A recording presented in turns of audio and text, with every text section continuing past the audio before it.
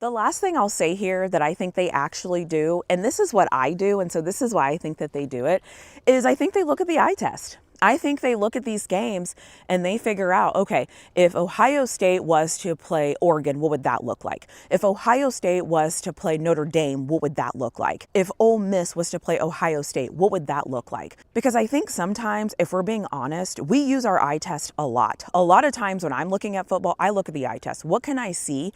What looks like the same? What looks like good football?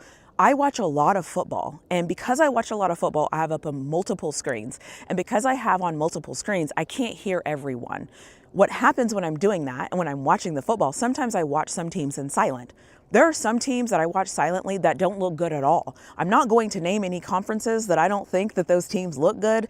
It should be obvious, but when you watch those teams on mute, they don't look good. And I think the committee is looking at that. However, the committee cannot come out and say, hey, the way that we base our decision is on this. We look at eye test and see if we think these teams are good. We look at talent to see the talent across the board to see if these teams are good. We also look at brand to see whose brand is bigger than the other brands. We also don't really think the ACC or the Big 12 plays football like the SEC and the Big 10, so that also factors into our equation. We also look at future matchups and who we think can bring us the most money before we roll out our top 12 teams that are going to be in the playoffs. They can't do that. They actually cannot say that. Because they can't say that, though, they're saying that with their rankings.